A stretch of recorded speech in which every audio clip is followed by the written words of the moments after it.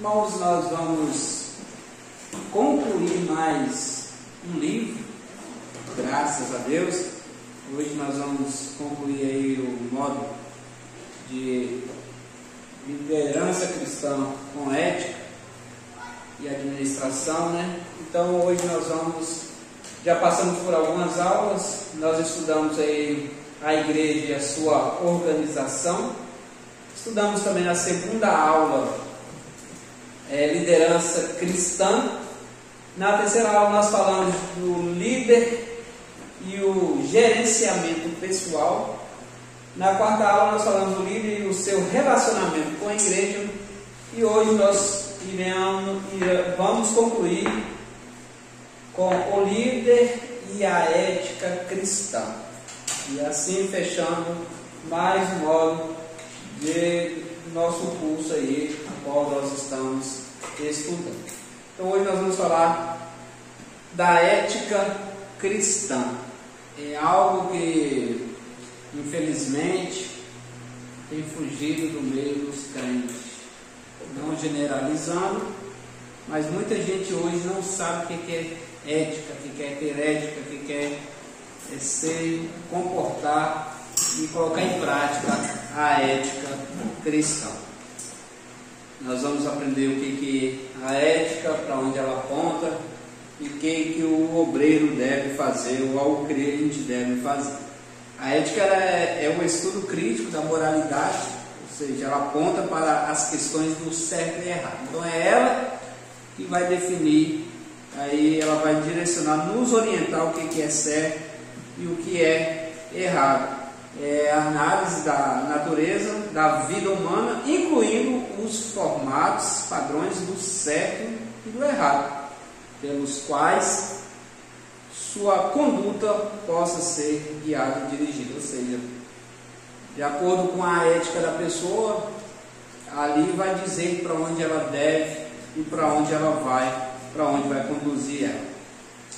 Algumas pessoas que entendem que ética e moral não são a mesma coisa. Há outros que imaginam e definem que a ética é uma coisa imoral, alguns que ela diverge aí, né, no caso, temos que diferenciar ela, se ela tem a ver com a moral. Mas se a gente for olhar no fundo, ela tem muito, vai dar quase a mesma coisa aí que a moral. Logo no início aí nós vimos a ética e a filosofia. A filosofia tem dedicado a estudar a ética e o que seria a ética sobre essa questão, né? Sobre a questão filosófica, e o que seria, que valores morais deveriam ser trabalhados em uma perspectiva filosófica. O primeiro filósofo a trabalhar isso de forma mais completa foi Aristóteles. Lembrando que Aristóteles, ele não escrevia, quem fazia muito isso, na verdade, Aristóteles trabalhando aquilo que Sócrates, que o pensador, o filósofo e o pensador na real era o Sócrates. Só que Sócrates não escreveu nada, ele era o pensador, ele era o filósofo, mas quem colocava seus pensamentos, quem era o seu escriba, era o Aristóteles. Então, segundo a ideia de Sócrates, ditou a moral, na verdade, seria visto como uma virtude.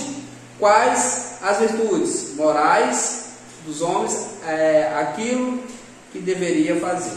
Então, segundo o filósofo Sócrates, então ela define a ética ali, literalmente ela define o que os homens fazem. Como se diz, na continuidade da história, muitos filósofos, eles vieram trabalhando, tentaram contribuir para o pensamento, desde os filósofos orientais até os filósofos ocidentais.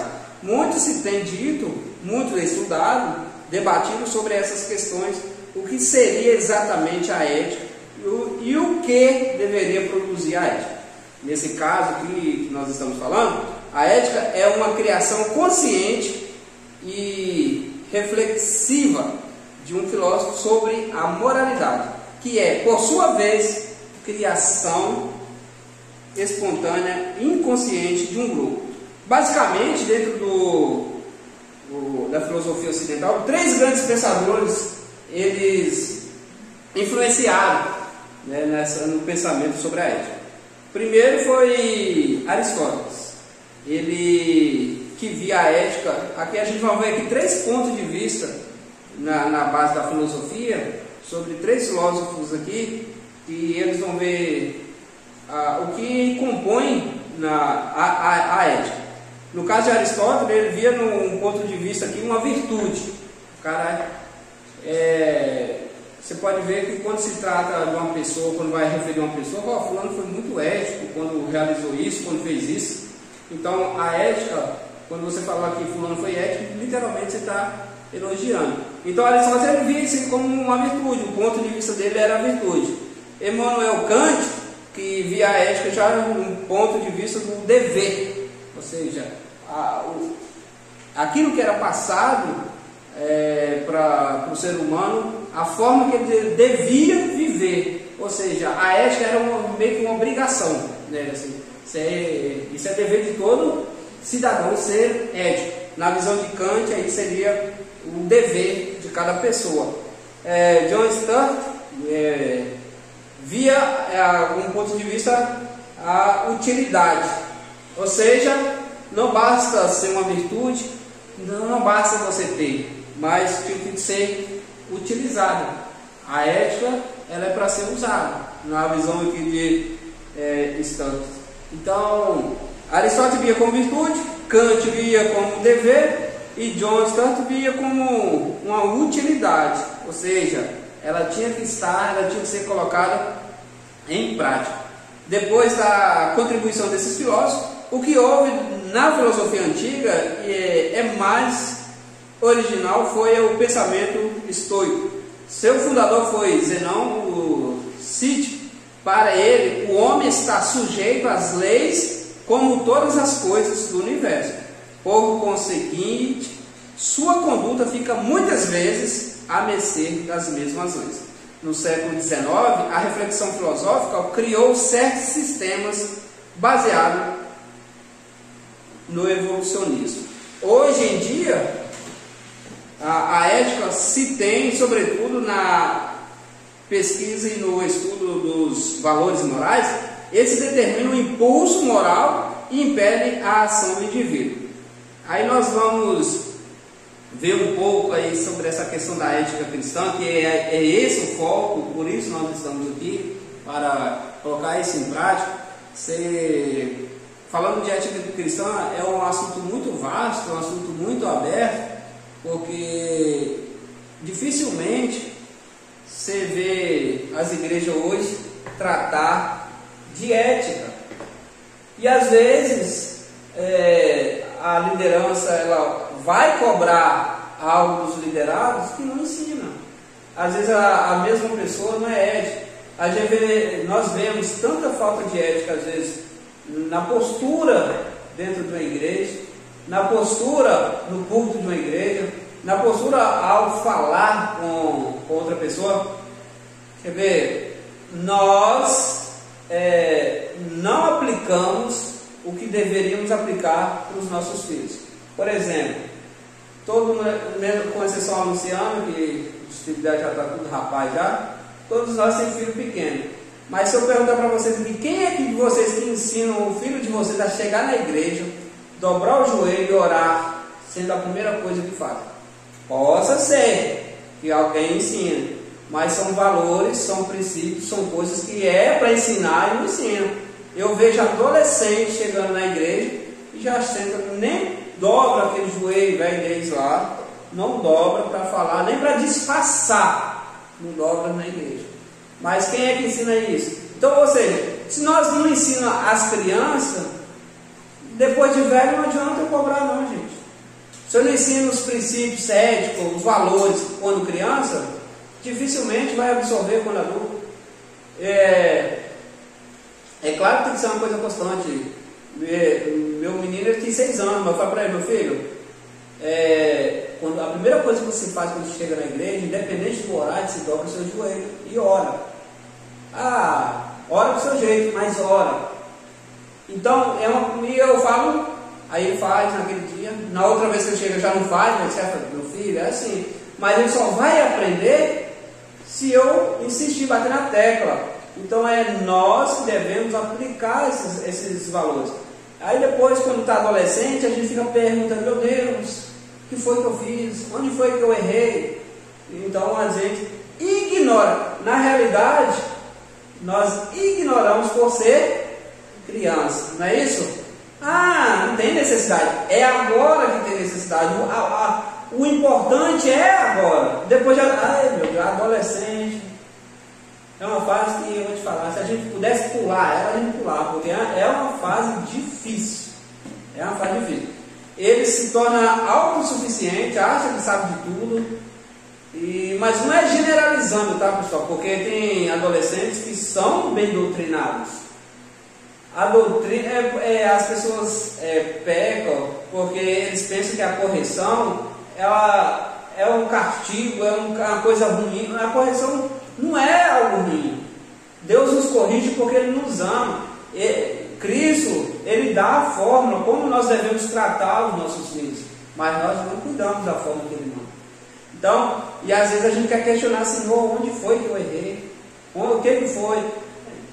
À noite, seu filho fica no telefone, no tablet o tempo todo, da hora de dormir, vai escovar os dentes, vai dormir.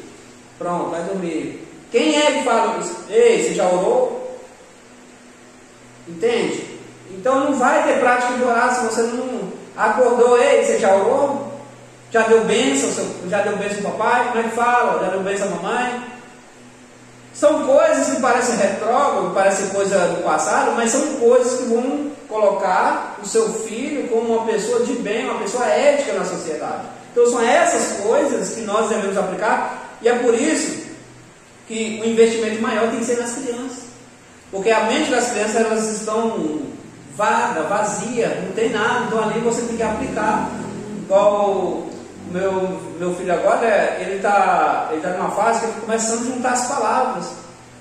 Então é o momento, ele está começando a juntar as palavras, é o momento de eu começar a fazer uma aplicação de Bíblia para ele. Meu filho, tenta ler isso aqui, esse nome aqui, personagens bíblicos, olha que bacana. Começa a colocar ali, nome de personagens bíblicos para ele começar, e ele já vai começar a lutar. Então é agora o momento.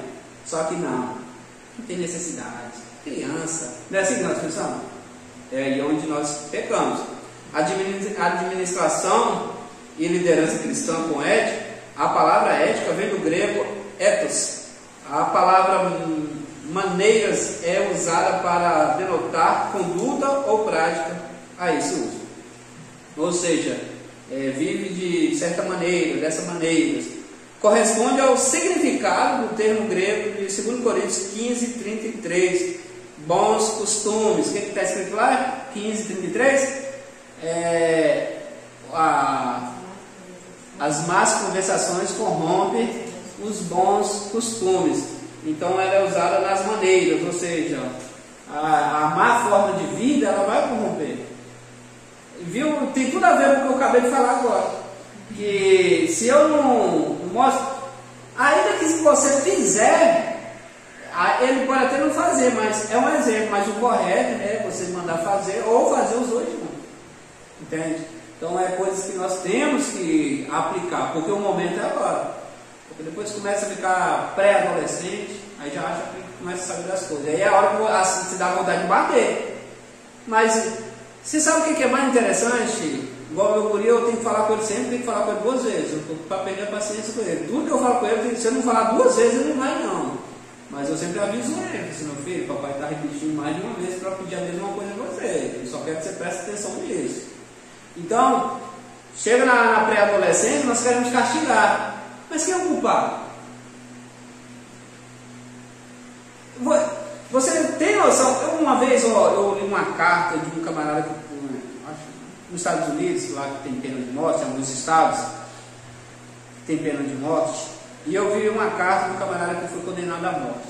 A carta para a mãe dele. Tem muitos anos que eu li isso. E era mais ou menos assim a carta. Ele falou: oi mãe, hoje é o dia que eu vou ser condenado à morte, e tudo isso, hoje eu vou morrer, e só tem um culpado nessa história, é a senhora.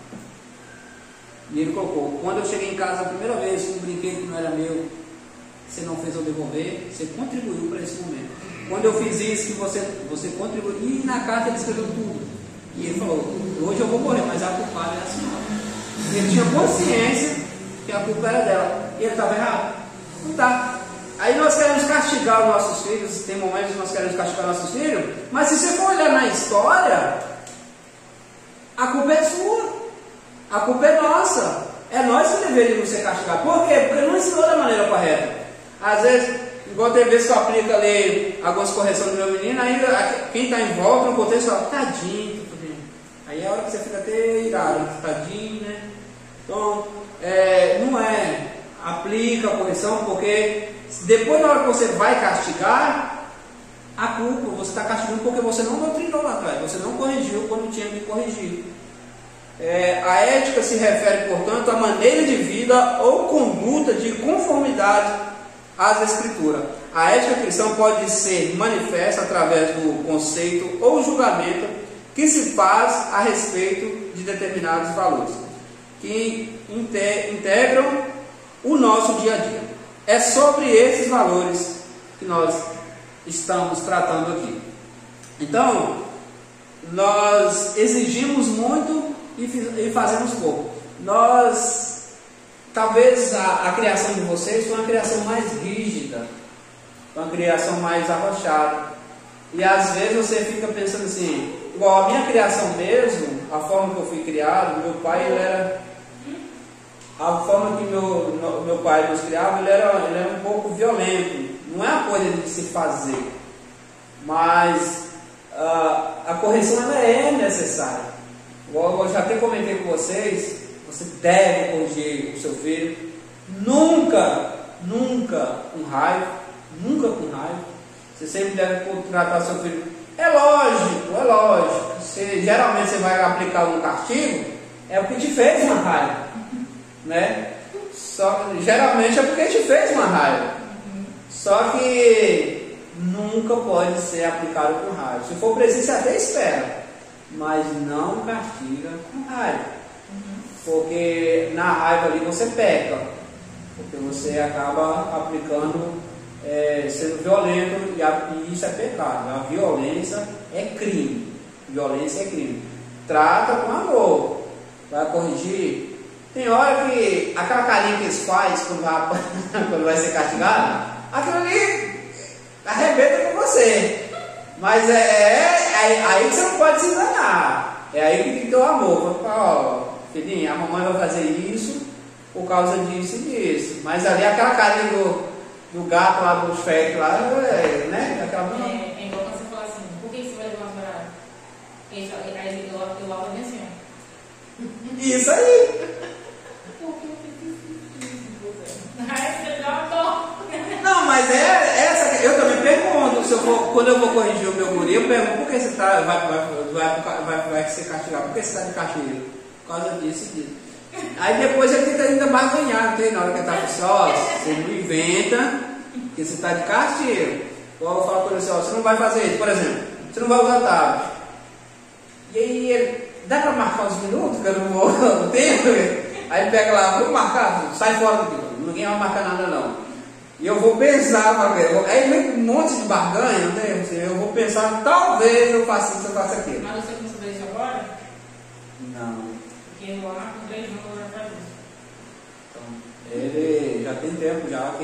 E esse vão encher de argumento. Mas eu vou empreendedor. Nossa, Negociante. Mas eu não sei. Só. Mas as crianças, elas muito assim, elas são muito espertas. E é por isso que você tem que tratar elas da maneira que deva tratar. Quando você vai... Hoje, às vezes você vai falar uma coisa que eu sempre falo pro Pedro: na hora de refeição, ele não usar aparelho nenhum. Ele já usou, olha para você ver, olha os argumentos. Ele já usou: mas você marca, mas você não usa. Aí dá vontade de dar um... Aí da última vez que você falou isso comigo, eu falei assim, ô Pedro, mas dificilmente eu tento não usar para ele não ficar vendo, mas eu falo, Pedro, eu sou seu pai, eu estou fazendo isso aqui, eu estou... Na verdade, se você for olhar pela lógica, pelo certo, ninguém está usando, porque na hora da refeição é um horário que é para todo mundo sentar na mesa, não é nem para ficar um espalhado, não é para todo mundo sentar na mesa e cear junto ali, fazer a refeição junto. Mas às vezes ele até utiliza esses argumentos comigo, aí eu evito, mas tem hora que não dá, tem hora que você acaba utilizando. Eu falo, Pedro, a criança aqui é você que precisa aprender. E aí, mas ainda assim passa a ser um mau exemplo, porque eles tentam argumentar.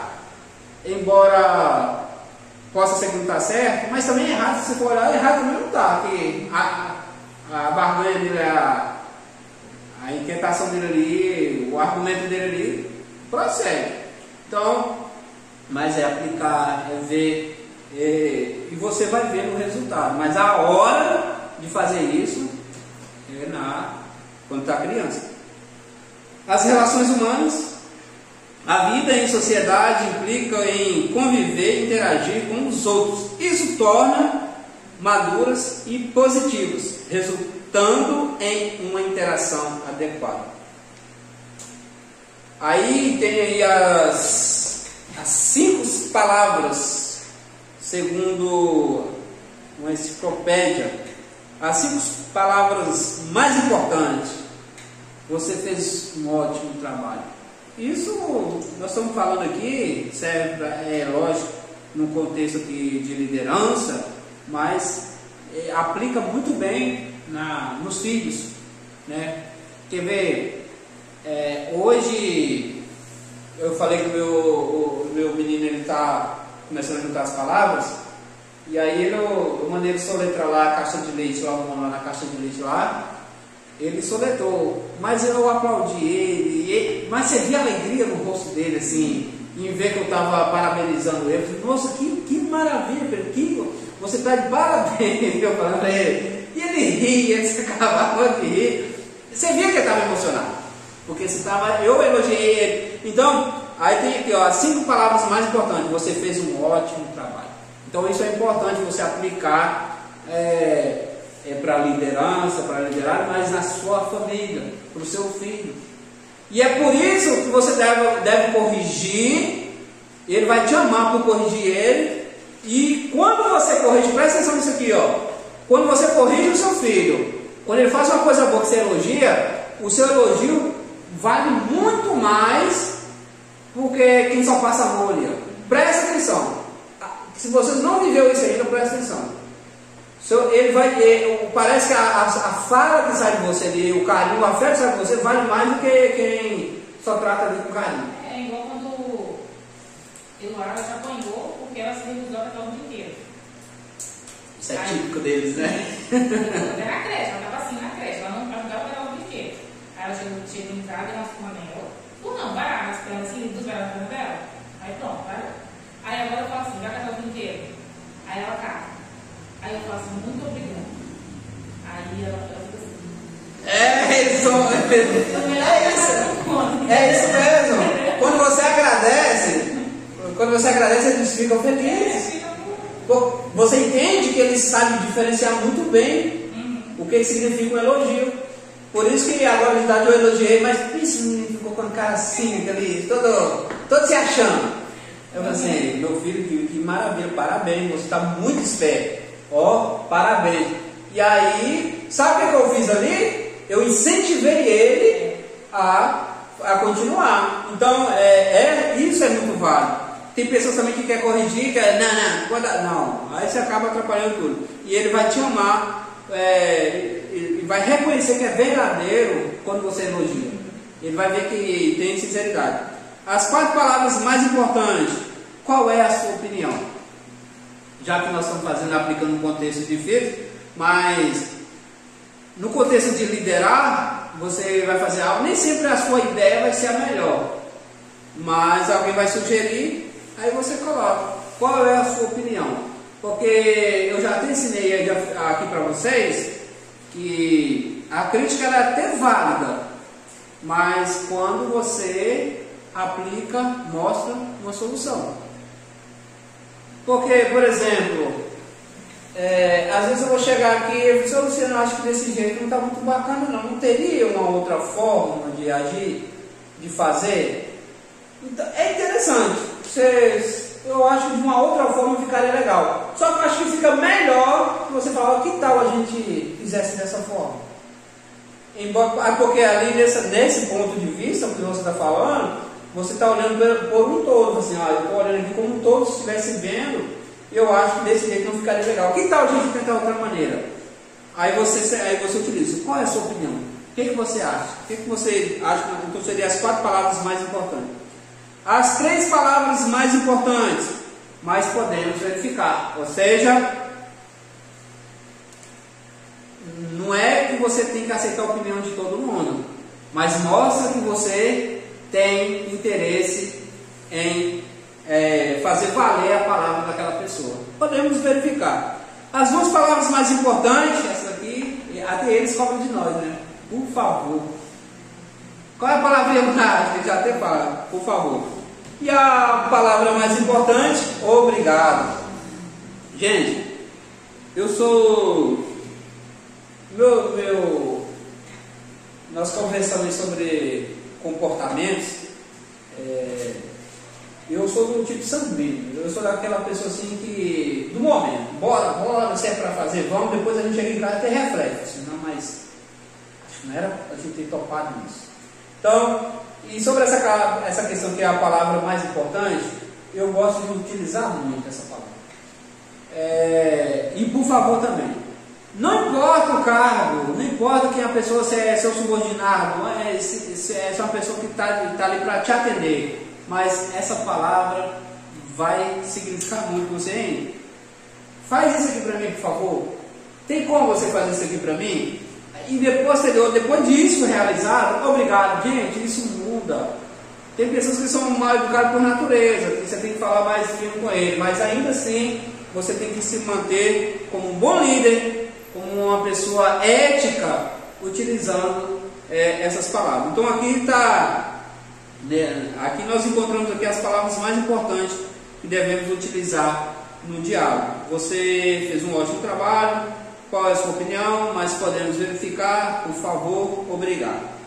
Então, nós colocamos, é aquilo que Paulo escreveu aos Coríntios, né? A palavra branda, ela acalma o furor.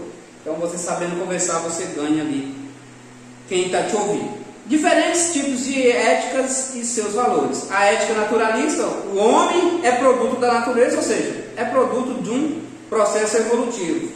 É o conceito ético onde apoia a teoria da evolução.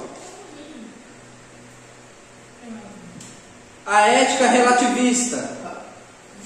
Segundo essa ética, o homem é a medida de todas as coisas, segundo esse conceito ético. Uma opinião é tão boa quanto a outra e cada pessoa deve estabelecer seus próprios conceitos éticos. Ou seja, nessa relativista aqui, todas as religiões são boas nesse conceito aqui. A ética imediatista, né? Ou seja, a ação imediata tem que ser agora, se não for, não vale. A ética da tradição, não, porque todo mundo no passado fez assim. Meus pais fizeram assim, todo mundo fez assim, então o certo é fazer assim também. Então essa é a ética da tradição. A ética do hedonista, ou seja, está falando está falando do prazer de si mesmo. Se dá prazer para mim, se está me satisfazendo, então conceito ético supremo do prazer. Então, se está me dando prazer, se está sendo bacana, então é isso que importa. A ética estética, ou seja, importa muito com a aparência, é tudo para aparência.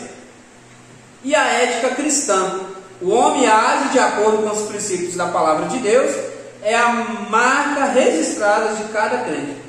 É o que cada crente pensa e faz, de acordo com o que Deus diz que é certo. Tem gente que tem dificuldade para nos compreender, porque fala que nós somos muito radicais em certas questões. Por exemplo, a ideologia de gênero. Não é nossa opinião. Ideologia de gênero não é nossa opinião. Não é nossa opinião. Não conformar com o homossexualismo não é nossa opinião. É a opinião de Deus. Vocês entendem? É Deus que não concorda, não é nós que não concordamos, é Ele que não concorda. E por nós obedecermos a Ele e não concordamos. Então, não aceitar o pecado não é que nós não concordamos com o pecado. Não, eu não concordo. Não, é Deus que não aceita o pecado. E se eu quero servir, então eu não vou aceitar. Mas não é uma ideia minha. Não, porque concordar seria mais fácil. Compactuar. Não seria muito mais fácil se fosse olhar nessa questão assim de que não é a gente, entendeu? Porque a gente, se fosse movido pelo que a gente acha, o que a gente pensa, seria muito mais fácil concordar, seria muito mais fácil. E se as pessoas conseguissem entender que não é a nossa opinião, né? Não é a opinião dos crentes, eles têm que entender que essa é a ideia, é a opinião de Deus. Mas para ter essa mentalidade, tinha que crer em Deus. Deus não concorda. Então você pode ver que muitas pessoas que dizem ser crentes por crer, estou dizendo até católicos, pessoas católicas, que praticantes, para eles tem uma boa, tá tranquilo. Então isso é não ter noção de quem é Deus, de conhecer a Deus, porque se conhecer não vai concordar. Fala. É igual eu estava na casa de uma pessoa e até chegou mostrando a televisão lá e tal, né? Aí a pessoa, aí eu até perguntei a pessoa, aí eu entrei nesse assunto mais ou menos parecido. Aí ela, eu não julgo não, bem assim.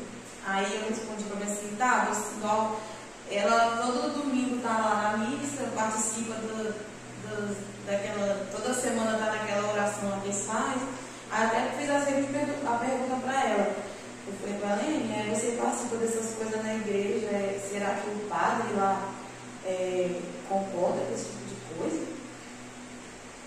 Eu consegui pergunta para ela, porque ela começou falando que apoiava, entendeu? Então, é isso aí, entra no que eu falei. São pessoas que até são praticantes, mas para eles está numa boa.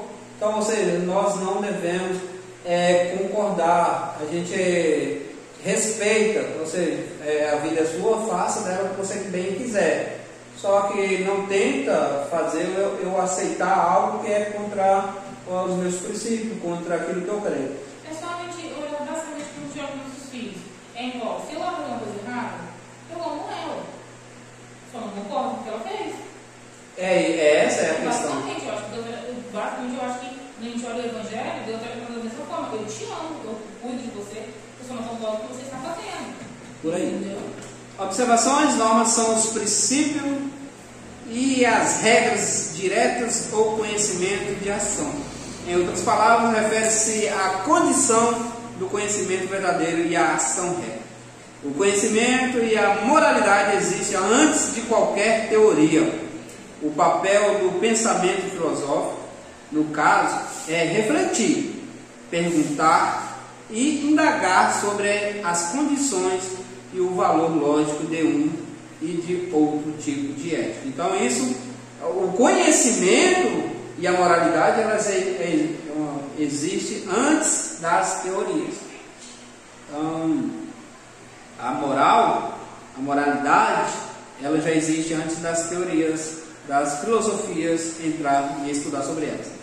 Evidências de ética cristã. A ética cristã apresenta o crente ao mundo de 4 formas, conforme segue. Uma pessoa nascida de novo, João 3,3, só os nascidos de nascimento espiritual, na família de Deus, dota o homem da natureza divina e capacita-o a viver de forma agradável. Nós falamos disso agora. E vivendo para Deus, o homem estará habilitado a viver para o seu próximo. Nós falamos disso agora.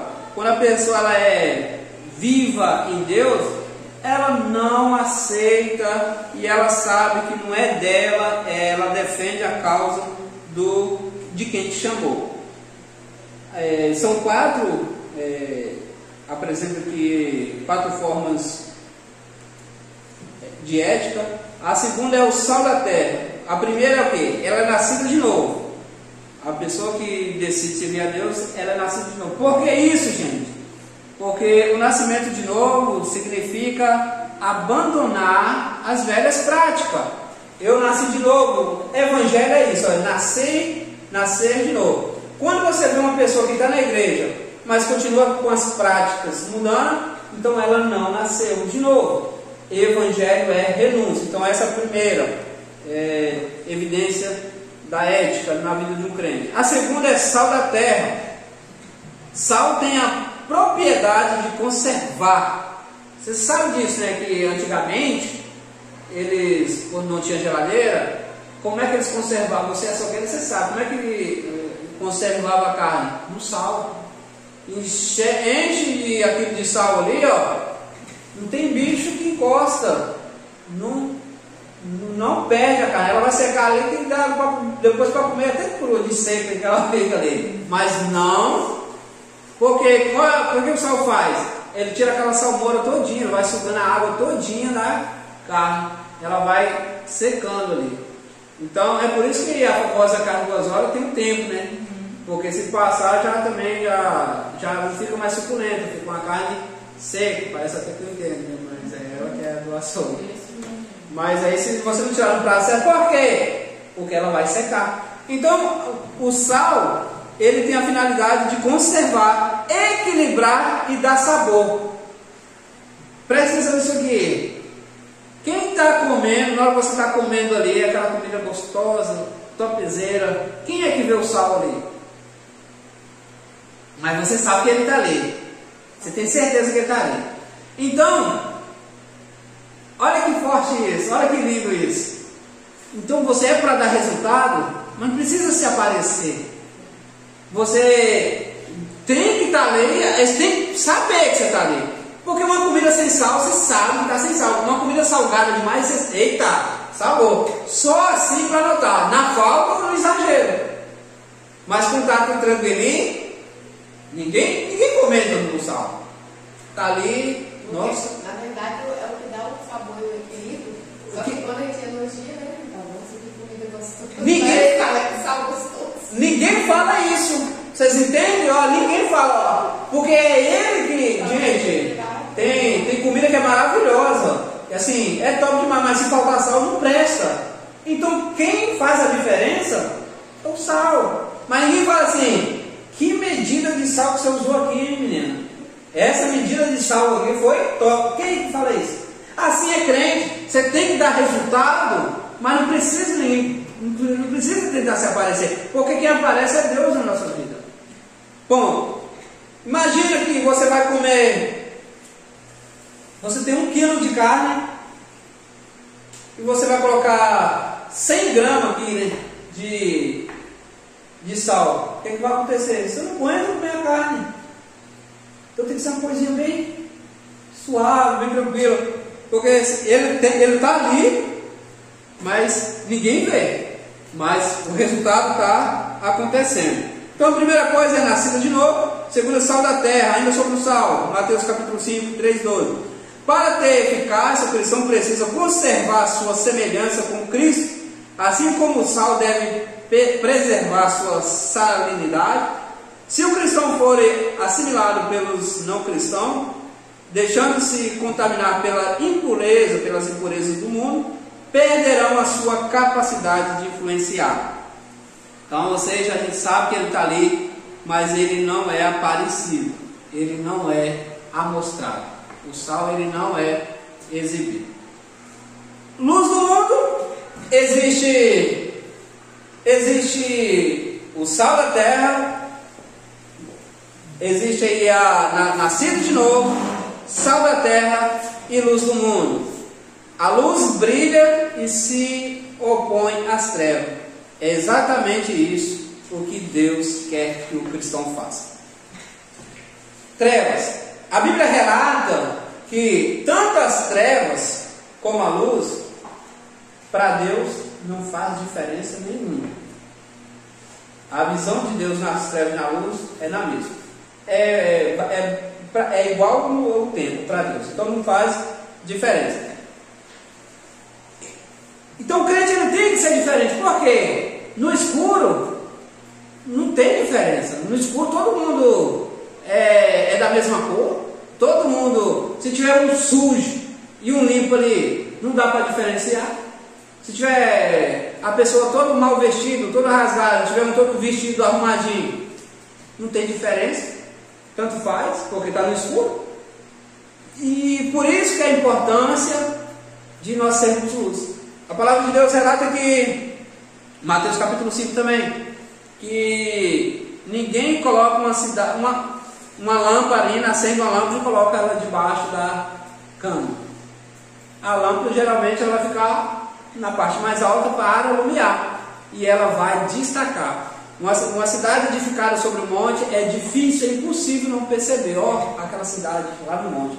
Então, Deus nos chamou. Olha que interessante, ao mesmo tempo que você é invisível no Salmo, agora já está falando para você ser visível. Como compreender isso? Senão parece até contraditório, porque o Salmo é invisível, tem que estar ali, ele faz a diferença, mas ninguém vê. Mas a luz, aqui vai falar do exemplo. Você está falando de luz? Luz é o que? É claridade. Claridade fala de quê? De esperança. Esperança fala de quê? Um caminho, um norte. Vocês entendem que está falando? Se vocês me veem como uma luz, então eu apresento algo eficaz, algo bom para vocês. Essa é a questão, essa é a diferença. Essa luz aqui não é se aparecer. É saber que eu tenho algo para oferecer para vocês. Compreende isso? Então é saber que eu tenho algo para oferecer. E quem é? O que eu tenho? Eu tenho Jesus para apresentar para vocês. Então as pessoas têm que ver, fulano tem uma palavra. É igual aquela pessoa que se destaca, leva para fulano, o irmão, a irmã fulano, ora, Deus age. Quantas pessoas não crentes que procuram pessoas crentes porque sabem que Deus a usa? Isso é ser luz. Isso é literalmente mostrar ali a luz na vida daquela pessoa. Testemunha de Jesus. A primeira é nascido de novo, sal da terra, luz do mundo e testemunha de Jesus Cristo. Há determinadas coisas que não é possível esconder. Há coisas que não conseguem se esconder por muito tempo. Uma delas é uma vida de retidão ou de hipocrisia. Irmãos, se vai chegar uma hora, se a pessoa vive de engano, ela vai ser exposta, ela vai ser jogada por terra. E a pessoa que é reta em Cristo também, uma hora as pessoas vão perceber isso. Então não dá para esconder. Às vezes a pessoa sofre, a pessoa que está no ministério sofre porque eu não tenho oportunidade para isso, eu queria fazer isso. Mas se ela está dedicando, se ela tem uma vida com Deus, uma hora Deus vai apresentar ela para o povo. Não tem como ficar oculto toda a vida, se você anda com Deus. Então são essas as 4 evidências da ética na vida de um cristão. Que ela tem que ser nascida de novo, tem que ser diferente. O que é ser diferente? É não fazer o que todo mundo faz. Porque se eu faço o que todo mundo faz, eu não sou diferente. Então, as 4 coisas são nascido de novo, ser sal da terra, luz do mundo e testemunha. Ser uma testemunha, ser um imitador de Cristo. O que literalmente é pensar, na hora de tomar qualquer atitude, pensar o que Jesus Cristo faria se estivesse no meu lugar. Literalmente é isso, uma testemunha de Cristo. É um representante de Cristo, é um embaixador. Nós somos embaixadores de Cristo na terra. É fazer o que Jesus faria. Assim como não se esconde uma cidade edificada sobre um monte, também é impossível se esconder por muito tempo as virtudes de uma vida de comunhão com Deus. A ética cristã no casamento.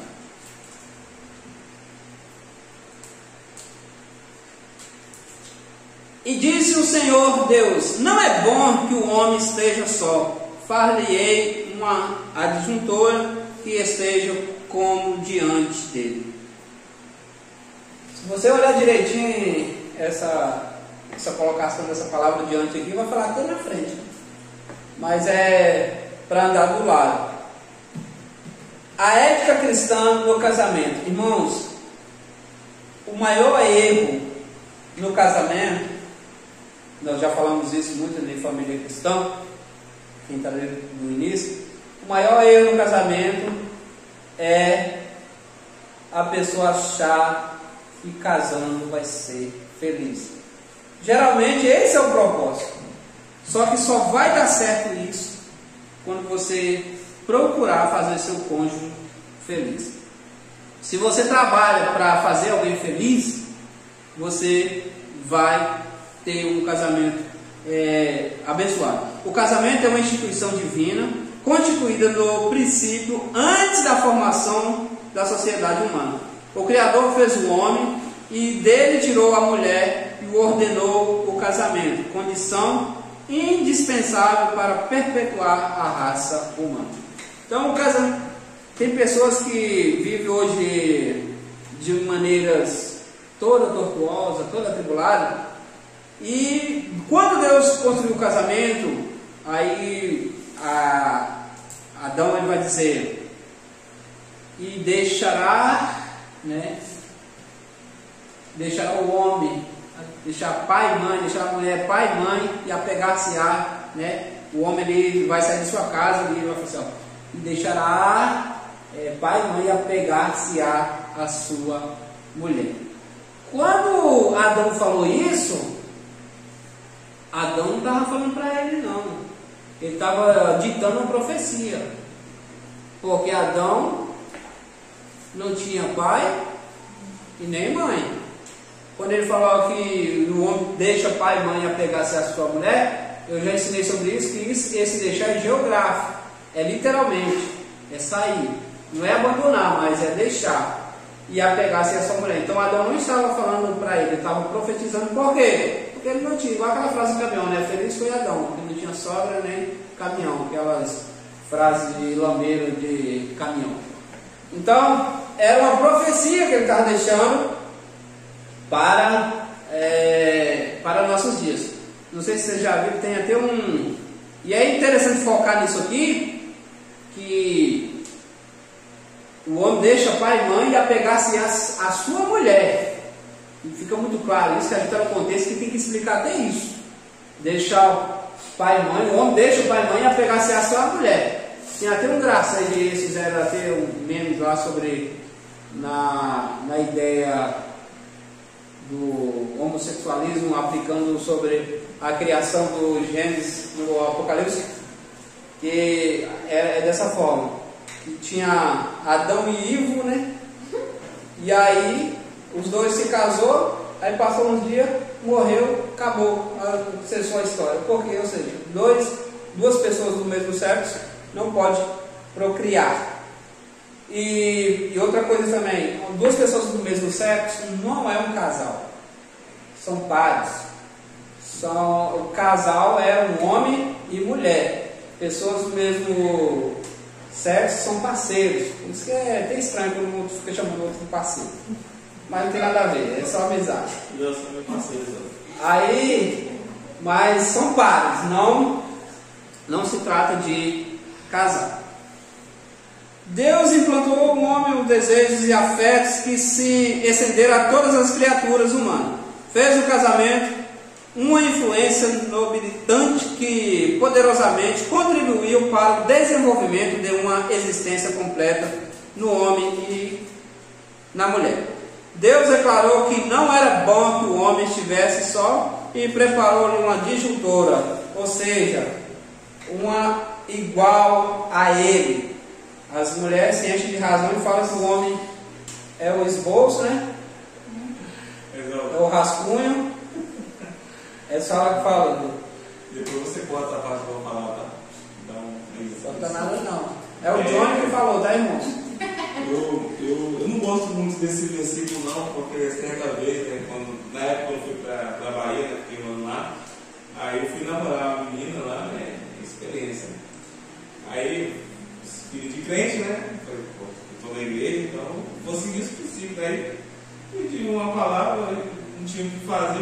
poder conversar com o pai da moça, o líder que é, e disse: nós vamos ser só para a gestora. Aí o pai: não, você não vai pegar minha filha para casar, não. Deixa eu não namorar, não, claro. Só porque eu disse esse aqui. Mas o que leva você levando um trem desse por uma? Ele se acha muito É triste. experiente, né, meu amigo? A gente vai vendo as aventuras da vida. Aí eu fui lá e faz. Não tinha que falar, vou pedir a mão da menina em namoro, né? Aí você foi tentar pregar pro homem. Eu sempre lembro desse versículo aqui. Depois você corta, cara. Eu não vou cortar nada não, deixa isso aí. A abstinência do casamento somente é recomendável em casos especiais. Mateus capítulo 19, 12. Coríntios 7, 8. Conforme Jesus, nem todas as pessoas nasceram para casar. Uns porque são pedaram antes de nascer, outros por amar a causa de Deus para aplicarem melhor as suas energias no reino de Deus. Paulo corrobora com este pensamento de Jesus no capítulo 7 da primeira carta aos Coríntios, quando a abstinência ao casamento é uma imposição fora da lei, constituiu um desvio da fé. 1 Timóteo capítulo 4, versículo 3. Isso aqui é um assunto que às vezes as pessoas mal interpretadas, mal intencionadas, utilizam para fazer aplicações que não são contraditoriamente. A Bíblia relata que tem pessoas que já nasceram eunucos, pessoas que já nasceram, já não nasceram para casar mesmo. E isso está falando sobre a questão da pessoa ser ali totalmente dedicada. Aqui ele está falando do contexto das pessoas se dedicarem. Tem pessoas que conseguem ficar sem o casamento e dedicar totalmente à obra, mas já tem outros que não conseguem. Aí ele vai fazer a colocação. Se não tem, porque Paulo mesmo disse, né, que ele sobreviveria, ele não precisava casar. O que ele está querendo dizer aqui? Que ele não tinha necessidade, mas ele entendia que não era todo mundo que tinha, literalmente, vamos rasgar o verbo, não era todo mundo que era crente igual ele. É essa a questão. Não era crente igual ele. Se fosse abrasar, se não for aguentar, eu aguento. Se não for aguentar, então é melhor que case. Então, por isso que ele vai fazer essa colocação. Passo a passo até o casamento. Nós estamos falando de ética, nós falamos bastante sobre casamento. E a gente até comentou aqui, né? Bom que tivesse um curso para casamento. O namoro é o primeiro passo, né? Geralmente quando a pessoa vai casar, vocês estão assustados. Quando é o primeiro passo, a impureza tem tomado conta das pessoas que não observam os princípios de uma vida santa também para o namoro. Não esperar também é não procurar. Olha só, antigamente o pessoal... Irmãos, olha, eu quero que vocês entendam que ser vergonhiça, safadeza, desculpa o termo, isso existe desde a época de Noé. Não, tem gente que às vezes acha que nossa, o mundo está numa putaria, está numa coisa, mas desde lá de Noé existe. Mas e se eu falar para você que tinha coisas lá que se nós vêssemos, nós ficaríamos assustados? E ó, que a gente já viu coisas nessa vida nossa. Tem coisas lá que se a gente visse, nós ficaríamos escandalizados naqueles tempos. Então, mas só que o namoro de antigamente era uma coisa mais tranquila. Era uma coisa assim, a pessoa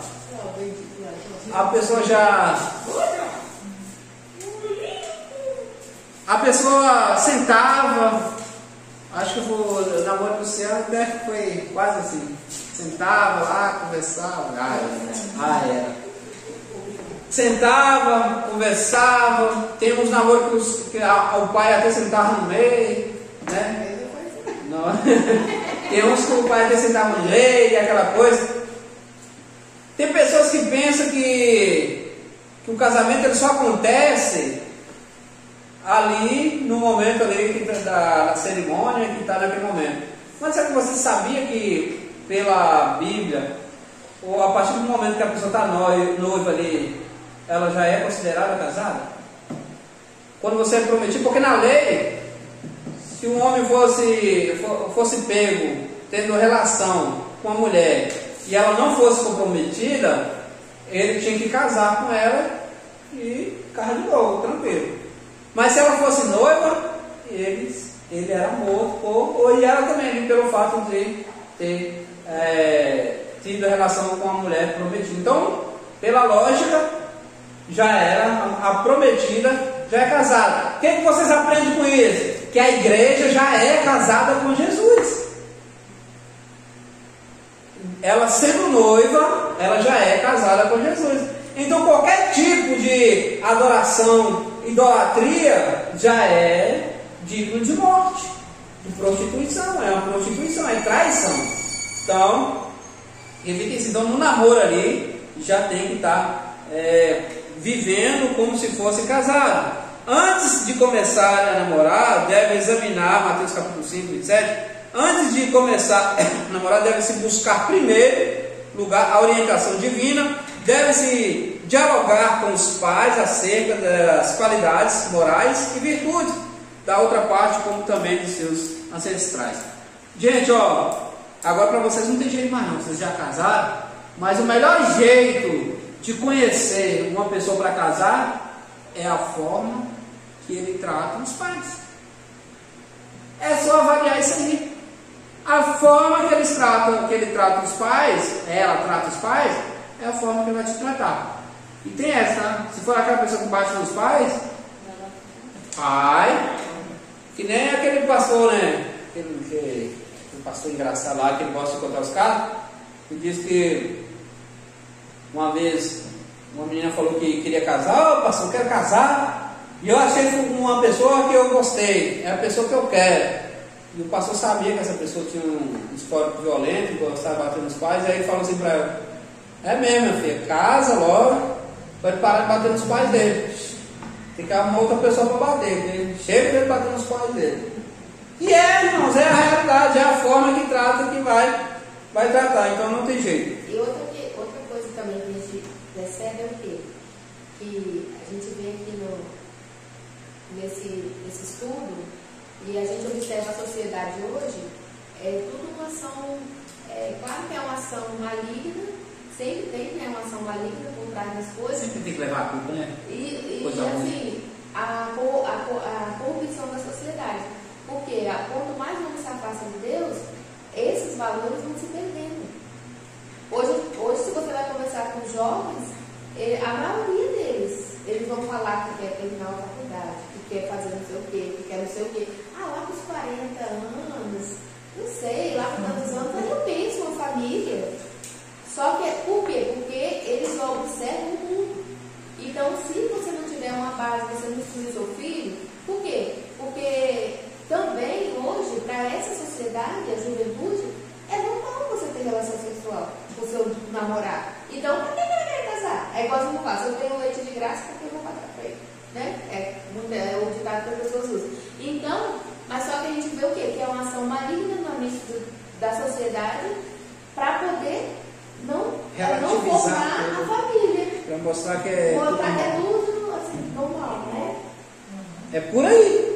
O noivado é compromisso sério, tão sério que a Bíblia usa desposar, né? José estava desposado, noivo com Maria, ele até é chamado de marido por causa do grande compromisso de casamento. Como eu falei para vocês, segundo a Bíblia, o noivado já era considerado casamento. Não a ponto de ter relações, mas pelo compromisso que foi ele prometido a uma pessoa. Entenderam? Amém? Porque senão depois vai aplicar para ele, noivado já pode tudo já. Não, no caso do compromisso, vou falar de novo aqui, olhando aqui na câmera, aqui, ó, o noivado já é considerado um casamento ao ponto do compromisso, que a pessoa é prometida. Não que pode ter relações, não. Só depois do casamento mesmo. Se a noiva casasse ser virgem só tinha uma condenação, se casasse sem ser virgem: morte por apedrejamento. Nos tempos primitivos, os pais eram responsáveis pelo casamento dos seus filhos. Abraão, sendo já velho, incumbiu o seu mordomo para buscar uma noiva para o seu filho Isaque, e essa, depois do consentimento dos pais e irmãos, né, não foi só dos pais, também consentiu em casar-se com ele. Gênesis capítulo 24. No noivado, acima menciona encontrarmos Abraão interessado em casar seu filho com uma moça do mesmo princípio religioso e dos mesmos princípios morais. A Bíblia nos orienta a não nos metermos em julgo desigual. Eu uma vez aconselhei uma jovem, uma certa vez, ela estava arrumando um namorado que não era da igreja. Eu falei assim para ela, assim, ó, ele vai te tirar da igreja. Se você tem interesse em namorar esse rapaz, espere ele vir para a igreja, espere ele aceitar Jesus. O certo é até esperar ser batizado, dar um tempo de sendo crente, depois se namora. Não deu ideia, dito e certo. Foi namorar, desandou, e isso tem uns 5 anos. Era jovem quando eu liderava. Não voltou mais. Então, e era pessoa filho de crente.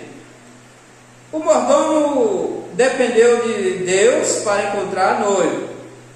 Isso aqui é interessante, o mordomo dependeu de Deus para encontrar a noiva. Tem gente que quer casar e fica esperando em Deus.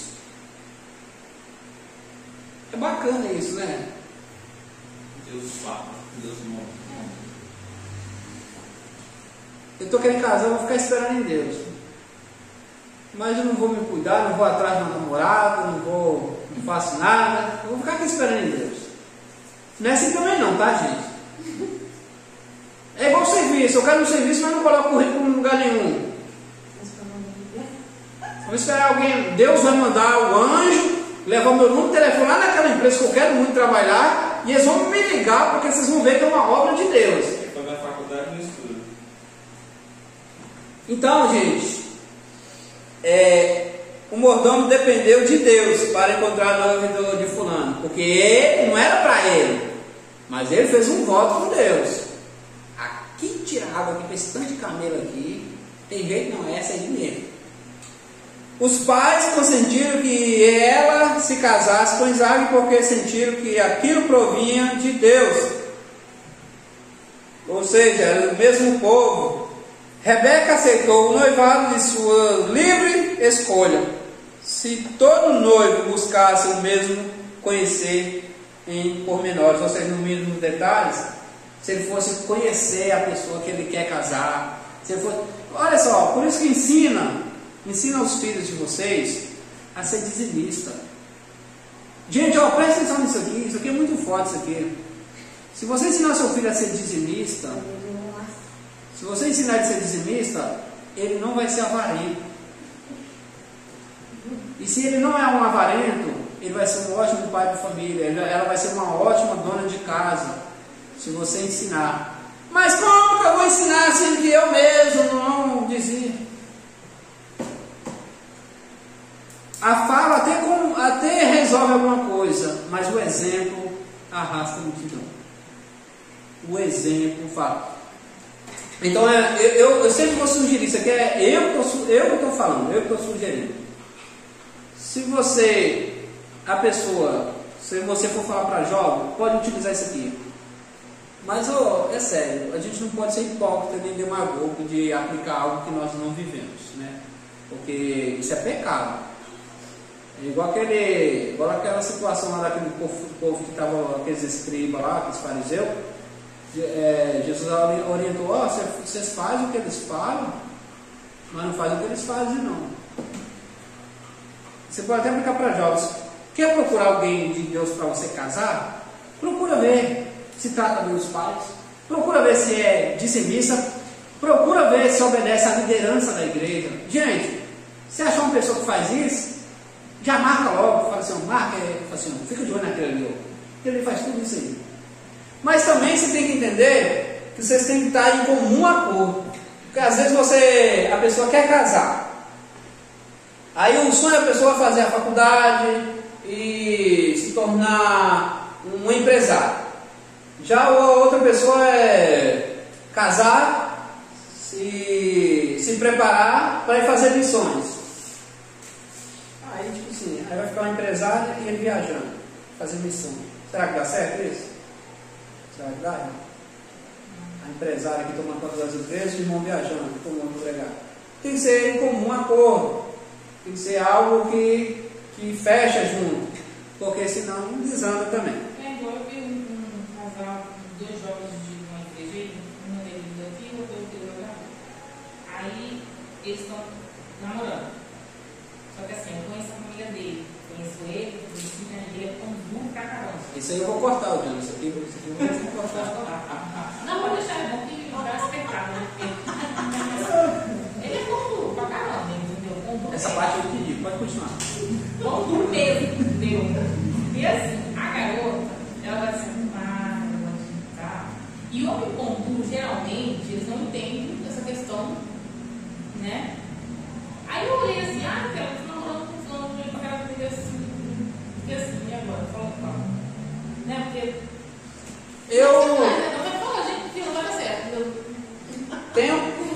Tem um casal de jovens que namora que nós estávamos num lugar e estava como lanchando e ele estava lá na dele lá e a namorada do lado. Eu falei assim, ele não vai comprar nada para você não? Eu falei, eles estavam, eu falei assim, ele não vai comprar nada para você não? Aí ela, não sei, eu falei assim, então você já vai avaliando. Eu falei na vista deles, então já vai avaliando, já vai conhecendo a pessoa aí. Eu falei, já vai avaliando. É lógico que a gente tem um grau de intimidade, mas aí você sabe que você solta a verdade, hein? Já vai avaliando aí pra você ver. Mano, não existe isso. Eu não sei, eu acho que o João pegou essa época, o Luciano pegou essa época. E as meninas nessa época, nós aproveitavam da gente demais. Aproveitava demais. A gente gastava o que não tinha, era com lanche, né? Era lanche, era coxinha, esse negócio assim. A gente tirava de onde não tinha para pagar lanche, assim, essa não queria nada com nós. Só queria aproveitar demais. Eu saí ali em Pré Serra, que sabe, Serra? Tem um posto da BRF ali. Eu saí do bairro dali para ir pro shopping Vila Velha e chegar pro Vitória pro cinema assistir. Não, aí era um gasto. E pagar pro sobrão não tinha que ir. Não dava. Mas você entende que nós tínhamos colegas que eram mais bobos que nós, que a gente sabia que a gente queria se aproveitar deles. Mas, gente, não existe. Você está namorando e a pessoa não paga um lanche adequado para você, não te leva num lugar bacana. Gente, não existe.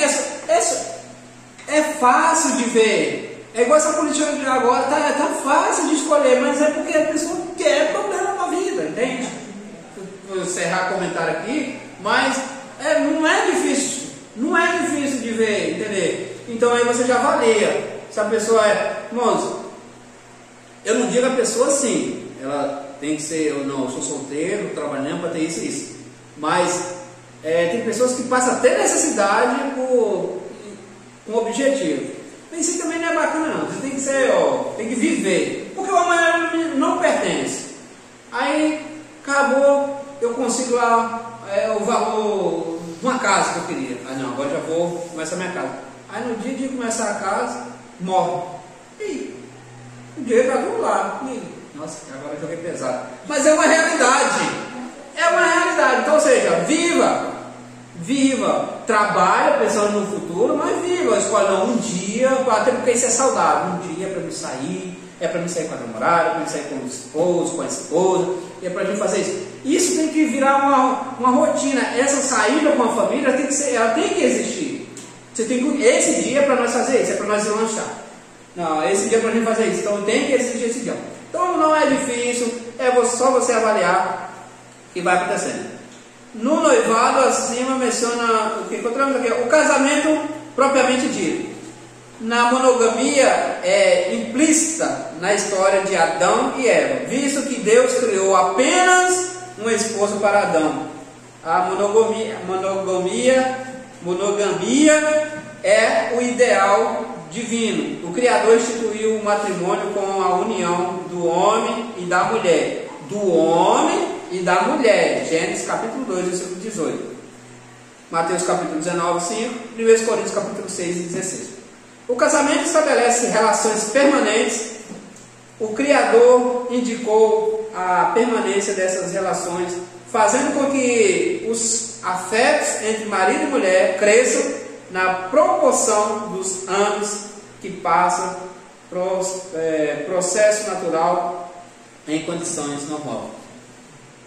Cada dia que... Isso não é fácil não, né, Luciano? Mas dá certo. A Bíblia está falando que dá certo. Cada dia que passa tem que amar mais o velho de vocês.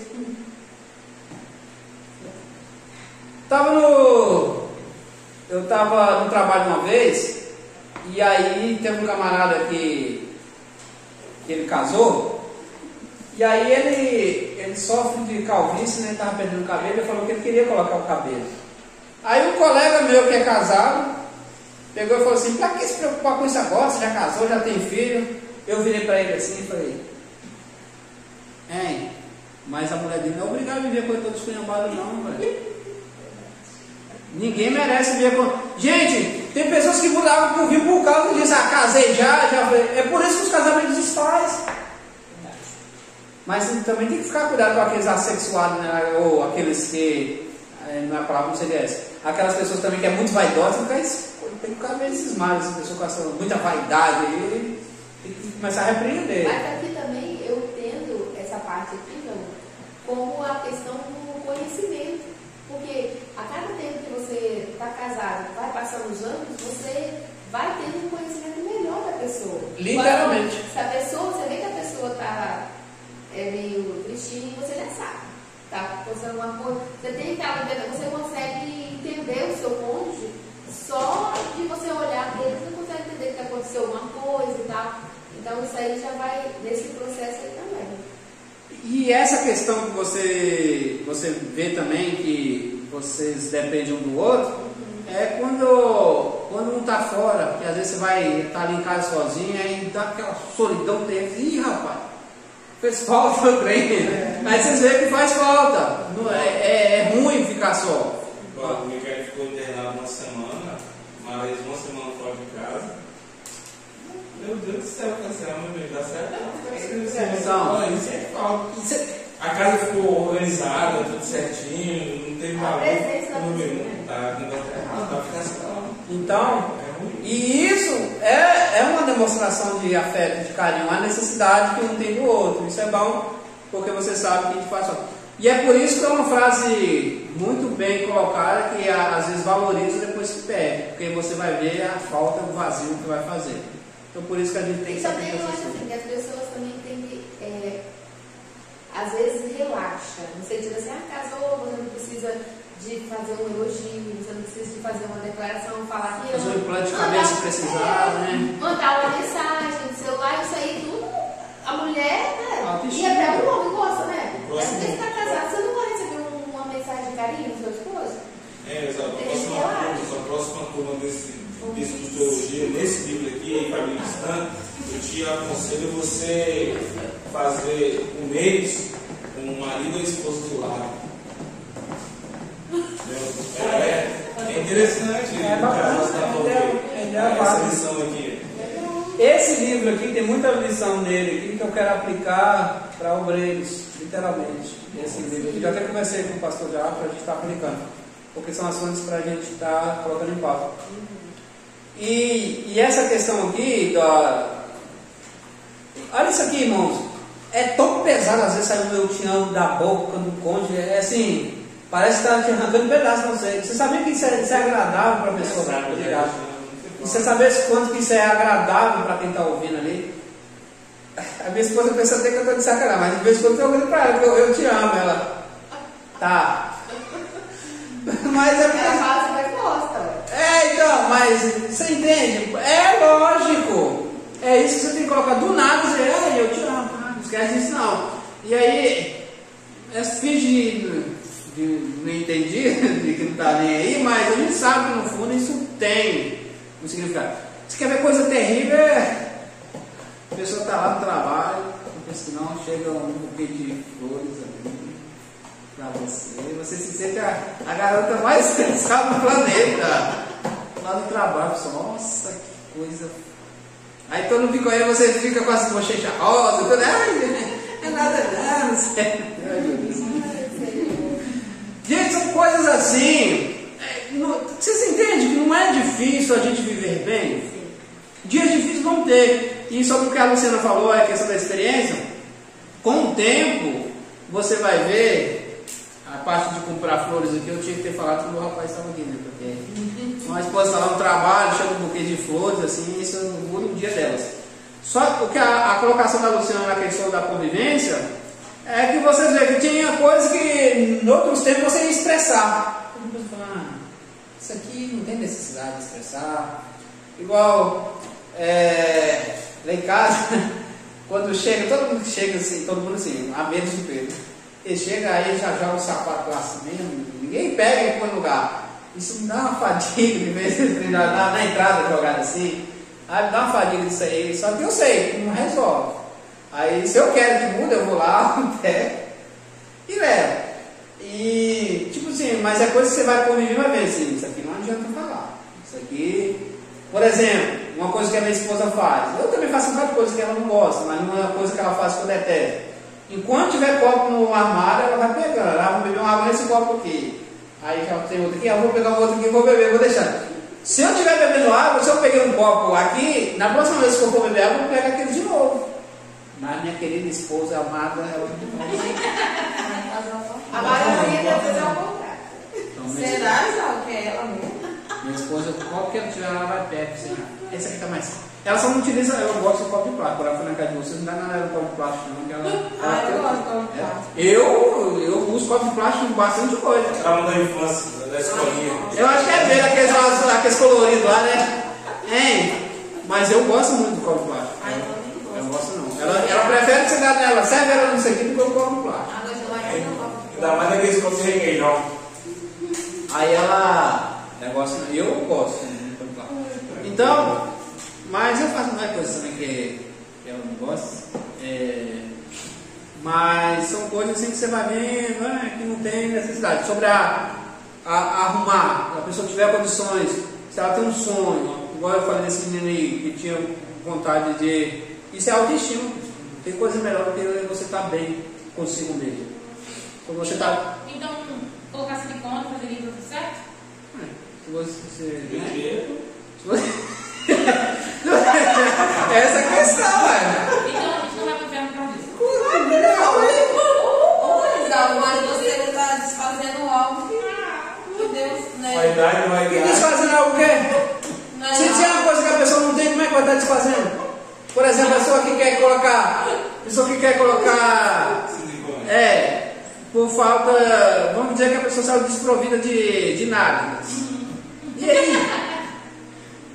A questão eu estou te entendendo. A questão aí, a questão aí é você não deixar aquilo se tornar uma idolatria para você. Por exemplo. Mas você cuidar. Se você tem condições financeiras. Eu vou te falar uma coisa aqui. E aí você vai avaliar, você vai se colocar no lugar de Jesus agora.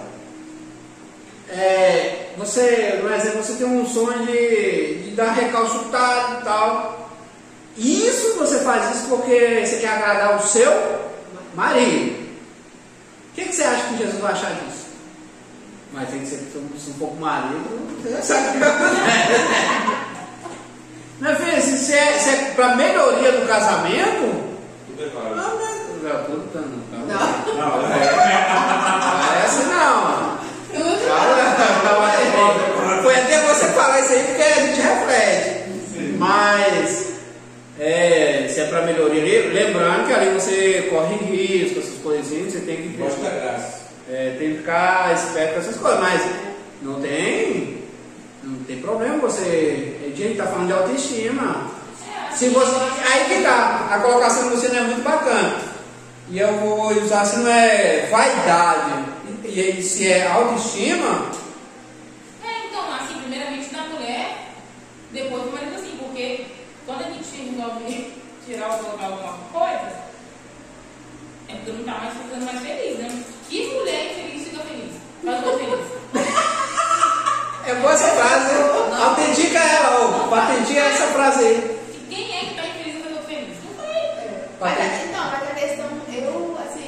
claro que a pessoa tem que ter maturidade, né? Para essas coisas assim, porque envolve a parte, como dizer um pouco ali, envolve a vaidade. Envolve. Mas só que aí você tem que ter maturidade para você não deixar que isso se torne algo que tome seu coração. Tem uma criação que mulher não me conta. Aí, já é algo. Depois vocês falam. Não, eu vou fazer a prova hoje. Já é algo que está no coração aí já. Então, Joel. Isso daí não é demais, não. Então, vai lá, expõe aí, vai lá. Não vou falar. É igual eu, tá dando de mim assim, tipo assim, eu falei com a minha também, vou fazer uma bariátrica. Pra quê? Emagrecer e ficar com aquele corpo que eu tinha, você lembra quando eu fui pra igreja, Faz tempo. Faz tempo. Não precisa isso não, velho. A pessoa, você vai lá, toma anestesia, não levanta mais. Aí, calma.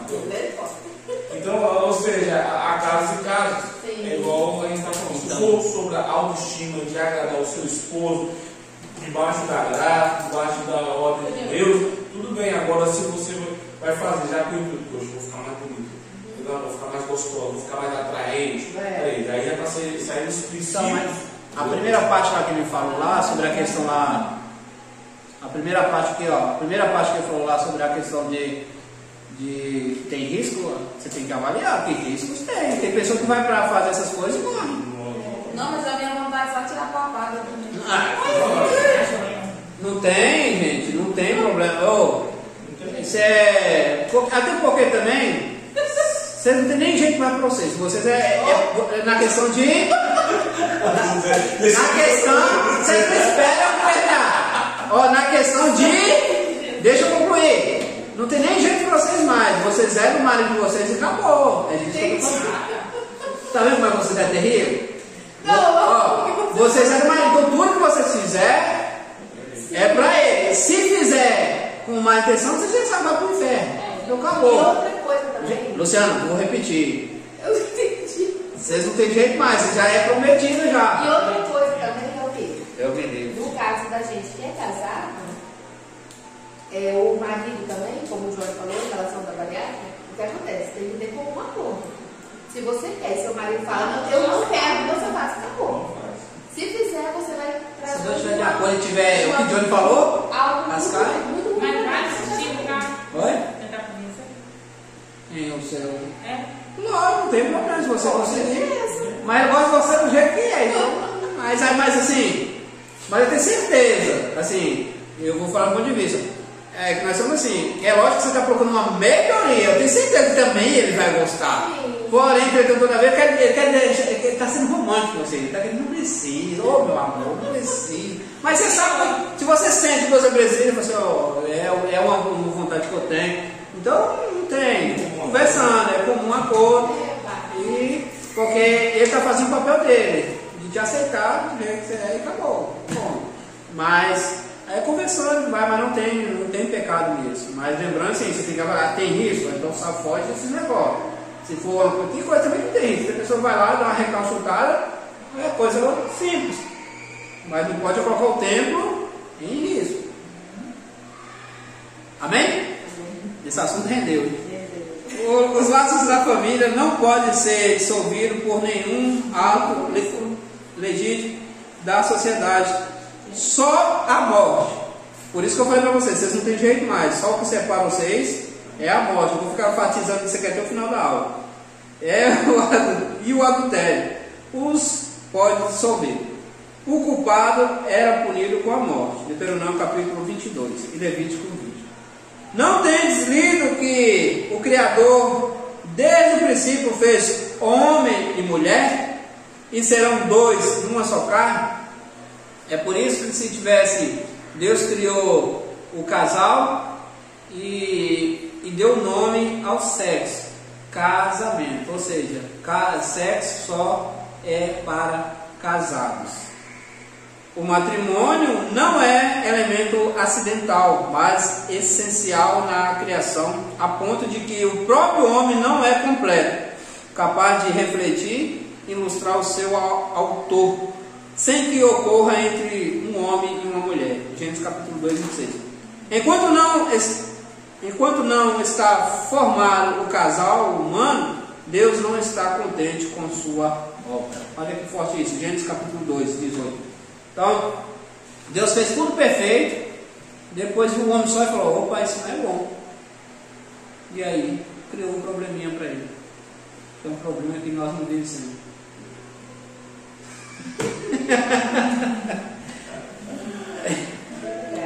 É benção. Mas as mensagens de razão falam que o homem é o esboço, né, e ela foi a obra. Mas olha, porque Deus não gosta de nada, dizer que é. Tem outro jeito que não tem. Pode orar. Pode orar. Tem homem que se a mulher largar, ele desvia, ele padece, ele falece. Mas é relativo, tem caso da mulher também. Tá perdendo aí, né? Tá batendo de goleada. A Bíblia apresenta dois relatos da instituição do casamento, Gênesis capítulo 1, 26 e 2, 18.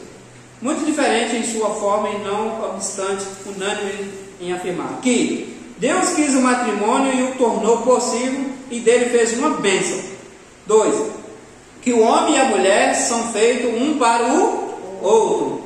3. A procriação não é resultado do pecado, foram ordenados antes do pecado. Tem gente que pensa, né, eu já expliquei sobre isso, que os filhos foi conta do pecado. 4. Que o homem pode receber a assistência feminina a ele destinada por Deus. Tem gente que tem dificuldade com isso, né? Não é o caso de Jana, né? Que a gente coloca você para trabalhar para um negócio. Mas era mais no passado isso, né, Luciano? Hoje toda mulher quer trabalhar. Ainda tem, lógico que tem aquele homem que não, você tem que ficar em casa, que eu vou trabalhar. E hoje eu até falaria, se a mulher tivesse na condição de sustentar eu e os outros lá e eu ficar assim, não, fica em casa. Já foi de Magaída, ela sabe costurar, vamos comprar umas máquinas para costurar. Fica em casa só costura aí, ó. Mas não é natura nosso tempo todo de carro também não. Mas assim, graças a Deus, isso aí os dois têm que trabalhar como um acordo ali. Trabalhar Nossa, agora fica em casa praticamente o dia todo, a gente trabalha todos juntos. Pra mim, sim, ele não me enche o saco, não. Mas já não é tranquilo, né? É sério, assim, porque eu pensei que ela fosse. É por isso que você. É por isso que igual, o seu caso é quase igual ao de Luciano. O tranquilo lá é o homem. Mas Luciano não é mais. Luciano, se bem que Luciano é tranquilo também. É mesmo, Luciano. Vocês são um caso assim. Não, o Nevinho ele é tranquilo. Eu também. Mas você também é um caso esporádico. Não, o caso dele é um caso esporádico. Assim. Porque dificilmente. Não, Então, geralmente os casamentos é dessa forma.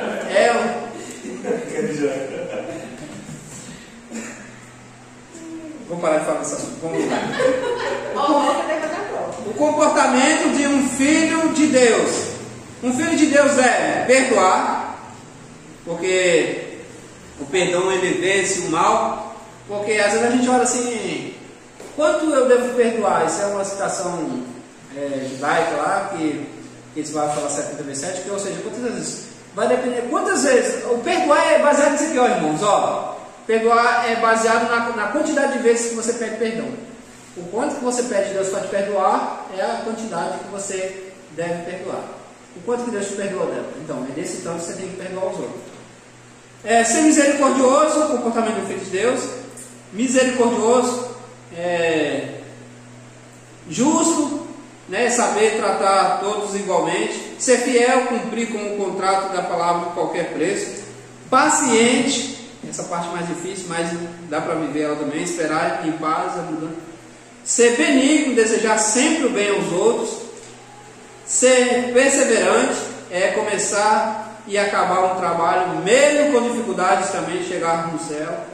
Ser dedicado é estar disposto a servir sempre que alguém estiver necessitado.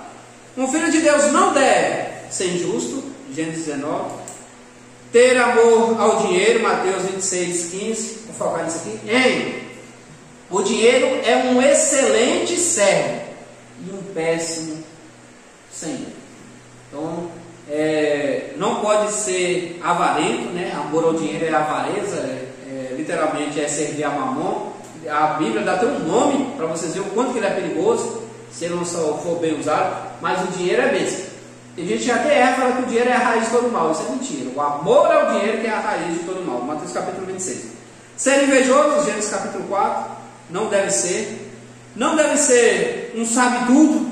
Não tem aquela pessoa que tudo você vai perguntar para ela, ela tem um igual, já fez um igual, já tem melhor. Isso, a Bíblia condena isso também. Jó capítulo 42. Gostar de aparecer, 2 Samuel capítulo 15. Ser um vaidoso, olha aí, ó. Tem que ser, né, tranquilinho. Eclesiastes 1:2. Ser orgulhoso, eu falei um pouco sobre isso ontem, a questão da vaidade. Eu até comentei ontem que sobre a vaidade é um pecado que vive na promoção no mercado mundial. Antes de qualquer outro pecado, vem sempre primeiro o orgulho. Atos capítulo 12, 21. Ser mentiroso, Atos capítulo 5. Não deve ser irresponsável, Mateus capítulo 25. Não deve levar vantagem em tudo, né? Aquela pessoa que sempre lesa os outros. Se não, pai, esse negócio eu me dei bem ali. Então, 2 de Pedro capítulo 2. Ser desobediente à visão celestial.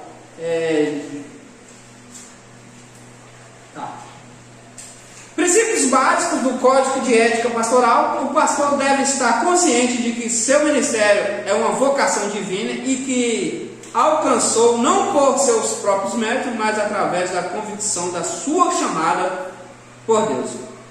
Efésios capítulo 3, Hebreus 5, 2 Coríntios 3, Gálatas 1, Mateus 4, 1 Timóteo 1. O pastor, apesar da posição elevada que exerce, deve sempre lembrar que está na condição de servo do Senhor Jesus Cristo, né? O 3. O pastor, como único mordomo do seu tempo, deve administrá-lo, domínio sobre o seu uso e com denotada sabedoria. 4. Como o único que pode manchar o seu próprio caráter, deve o pastor garantir por sua conduta a melhor reputação possível do ministério pastoral. Então, quem tem uma segunda chamada tem que sacrificar mais que os outros, tem que dar exemplo. 5. Ser a atividade pastoral estritamente de cunho espiritual, a sua mensuração deve ser qualitativa e serviçal, e nunca voltada para o lucro financeiro. A Bíblia relata que indigna o obreiro do seu salário, e a Bíblia fala também que não pode fechar a boca do boi para na hora do trabalho ali não poder comer. Então é lícito cuidar bem do obreiro. A igreja tem a responsabilidade de cuidar e cuidar bem. Você tem a responsabilidade de cuidar do seu pastor. De vez em quando chama para almoçar, chama ali para uma oração, alguma coisa que ali você está sendo abençoado também. A ética e o aconselhamento, né? A ética no 11 aí tem uma função legisladora no comportamento dos homens e da sociedade, oferecendo orientação e a defesa de princípios que atinjam todas essas pessoas. A ética se refere, portanto, à maneira de vida ou conduta do indivíduo. O líder é um conselheiro nato. Não podemos dissociar aconselhamento de ética. A personalidade do conselheiro, sua maturidade pessoal e profissional e o seu autoconhecimento tornam-se variáveis importantes no processo de aconselhamento.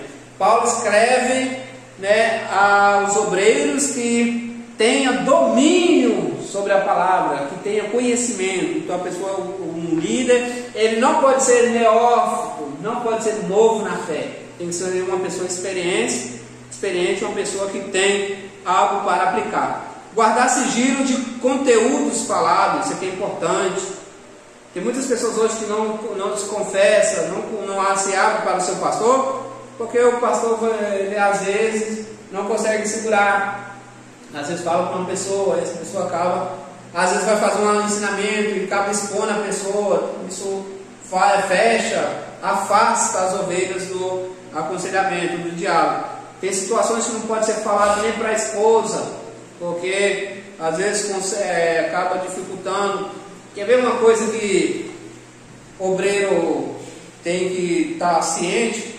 Tem situações, eu já vivi situações na igreja, que pessoas tiraram minha paz ao nível assim, extremo, e a minha esposa não saber. Por que eu não compartilho? Por que eu não falo? Por que o pastor não deve falar?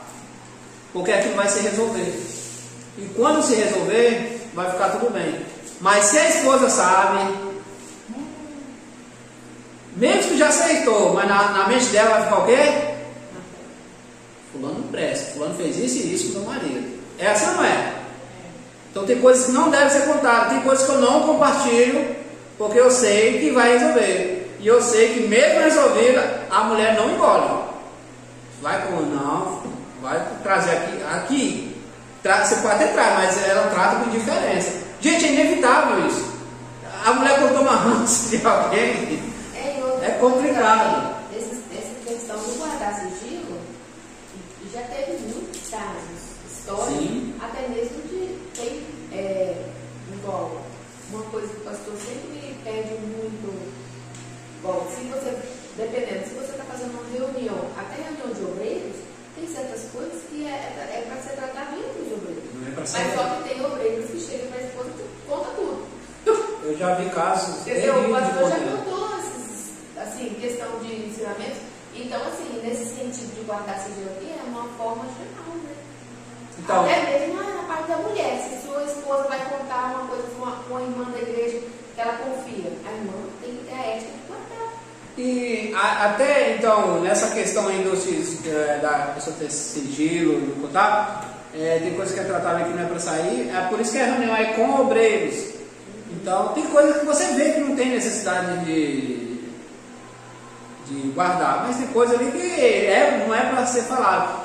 Então, a gente tem que ter o cuidado disso aí. E nessa questão aí, às vezes, dos problemas que a pessoa passa, tem coisas que não deve expor. Mas tem coisas também que você deve expor, porque você acaba fazendo aquilo, começa a fazer mal, aí caminhando para uma depressão e acaba dando problema. Mas coisas que, às vezes, que crente dá problema mesmo. Para dar problema, basta ser crente. Então, se está ali junto, e para ter problema, basta o quê? Ter duas pessoas. Se tiver duas pessoas juntas ali, já arruma um problema. Então, tem coisas ali que você tem que relevar, ser maduro e às vezes deixa de lado. E aí depois está todo mundo bem, quando se junta todo mundo, a esposa não sabe o que vai acontecer, tá maravilha. E tem situações que eu já fiquei olhando assim, o comportamento às vezes minha esposa com uma pessoa que já me tirou a paz assim, parece assim, nossa, que cor mais linda, mas na minha mente assim, se eu tivesse contado alguma coisa, a praga que seria. Então, é questão de sabedoria, ser prudente. Igual tem homem que não consegue, tudo quer contar para a mulher. Eu não estou falando aqui de segredo, não, irmão, não estou falando de ministério, tá? Coisas que é para ser seguido. Tem tudo que acontece. Aí a mulher fica ruim, aí aqui passa para os filhos. Então, o que acontece de muitos filhos não querer vir para a igreja porque o homem é um reclamão em casa, a mulher é uma reclamão em casa e os filhos é. Então, eu tento sempre aplicar na mente do meu filho que a igreja é um ótimo lugar para se estar. E é tanto que nesse final de semana nós fomos cultuar em Linhares. Aí ele, eu não gosto de vir nessa igreja, eu gosto de ir na minha igreja. Ele fala, eu gosto. Isso aí, todos nós somos assim, a gente prefere a nossa igreja. E aí ele falou, hoje nós vamos na igreja de Linhares, papai? Eu falei, meu filho, eu gosto de ir na minha igreja aqui, eu gosto de vir para cá. Então, porque aqui fica mais à vontade que lá, né? Porque aqui tem salinha, porque aqui tem a salinha e eu gosto daqui. Então, nós temos que ser assim, nós temos que, mas tem coisas que não é para ser aplicado para mais pessoas. Quem deseja trabalhar nesse ministério, se é o conselheiro, não é capaz de guardar sigilo, daquilo que houve numa sessão de aconselhamento não é digno de ser conselho. Por mais simples que seja o assunto tratado, não deve ser compartilhado a mais ninguém. Irmãos, eu até já falei isso nas aulas recorrentes, que dificuldade como pastor. Imagina, Luciano, a pessoa está pastoreando, Deus dá uma palavra para o pastor para falar, e às vezes a pessoa vai falar, esse pastor está falando isso para mim, esse pastor está falando. Então, não é a palavra que Deus deu ele naquela noite ali, e às vezes você vai dizer, sei não, mas acho que está falando isso porque eu falei aqui, não é. Então pensa na dificuldade que é pastorear. Nem com a esposa, por exemplo, nem com o melhor amigo, porque todo mundo tem um melhor amigo. Aquela pessoa que quer ser o melhor amigo, às vezes nem é você que é o melhor amigo dela, é outra pessoa que é o melhor amigo dela. E aí você vai ver onde vai dar isso, né?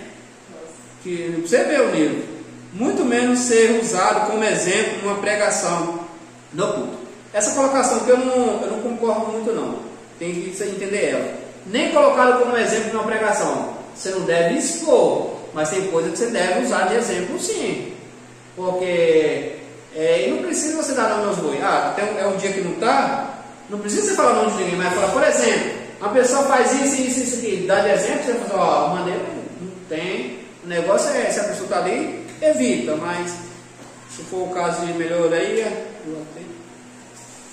então, continuando, uma pessoa que se sentir traída poderá se decepcionar profundamente. Os prejuízos poderão ser incontestáveis, tanto para a vida dessa pessoa quanto para o ministério do conselheiro. A Bíblia é explícita ao afirmar: o irmão ofendido é mais difícil de conquistar do que uma cidade forte. Provérbios capítulo 18, versículo 19. O ministro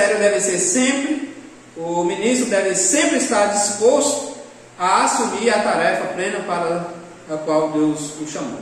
Uma pessoa dotada de um chamado divino tem a incumbência de proclamar as boas novas aos perdidos, ministrar a palavra de Deus aos que foram regenerados pelo Espírito Santo e hoje fazem parte da família de Deus, bem como atuar na área do aconselhamento a fim de promover a essas pessoas a estabilidade social, emocional e espiritual. Portanto, ocupemos a nossa posição outorgada por Deus, que nós façamos com excelência, porque fazemos para Deus. Nada de eu vou fazer aqui, os irmãos me perdoam, que é para Deus. Não, faça o que é melhor, porque nós somos chamados para fazer o melhor, e para Deus Ele merece o melhor. Da maneira que você oferece para Deus, Ele retribui de uma maneira sacudida e recalcada para você. Amém? Perguntas? Louvar um louvor, isso é o nome de pessoa. Se louva sempre a Deus, não louvor. Isso é coisa para aplicar mesmo para os irmãos. Irmão, não se louva a louvor, se louva a Deus. Então, não, já ensinei isso na igreja também, mas volto a aplicar. A pregação não é a melhor parte. O culto é a parte toda, parte do culto, toda a parte é a melhor. O culto, a Bíblia fala para ter salmos, né, louvores, para ter palavra. Mas a maioria das pessoas falam da música melhor parte. Então, mas é errado. Porque aquela outra parte que estava ali era inútil. Então as pessoas colocam errado. Porque tem pregações através de louvor. Tem pessoas que se convertem ouvindo louvor. Tem pessoas que se convertem por uma música inspirada. Então, não é a melhor parte. A melhor parte é o momento que você começou a cultuar Deus. Aquela é a melhor parte. Falas erradas. Mas nós vamos um pouco, a gente vai tratando isso aí. Tá bem? Vamos responder os questionários. Cada um lê um aí. E aí nós vamos fazer a nossa avaliação. Na próxima aula nós estaremos aqui com mais um conteúdo aí para a nossa alegria. No início, Então no próximo nós vamos tratar de profetas menores. Eita, aí vai ser. Tá pertinho, né, Luciana? Deus, vamos lá, pode ler aí. Não, né?